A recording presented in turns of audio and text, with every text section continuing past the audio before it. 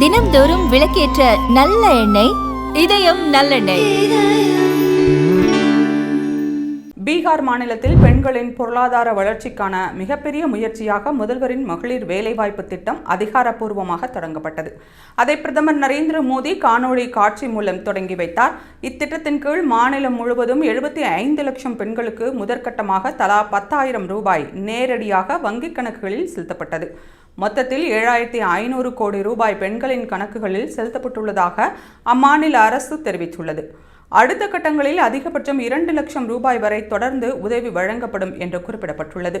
இந்த நிதியை விவசாயம், கைவினைப் பொருட்கள் தயாரிப்பு, தையல், நெசவு, சிறு தொழில்கள் என தங்களுக்கு விருப்பமான துறைகளில் பெண்கள் முதலீடு செய்து தங்கள் வாழ்வாதாரத்தை மேம்படுத்திக் கொள்ளலாம் என்றும், பெண்களை சுய நிறைவு அடையச் செய்வதுதான் இந்த திட்டத்தின் பிரதான நோக்கம் என்றும் பீகார் அரசு தெரிவித்துள்ளது. இந்த திட்டத்தை தொடங்கி வைத்த பின் பேசிய பிரதமர் மோடி, பீகாரின் தாய்மார்கள், சகோதரிகள் மற்றும் மகள்களின் நலனுக்காக மத்திய மாநில அரசுகள் சேர்ந்து செயல்பட்டு வருவதாக குறிப்பிட்டார். பெண்கள் முன்னேற்றும் போது சமூகம் முன்னேறும் என்று குறிப்பிட்ட அவர், பெண்களை மையமாக கொண்டு கொள்கைகளை வகுத்தால் அது சமூக வளர்ச்சிக்கு பயனளிக்கும். பெண்களை லட்சாதிபதிகளாக மாற்றும் முயற்சியில் இந்த திட்டம் முக்கிய பங்காற்றும் என்று நம்பிக்கை தெரிவித்தார்.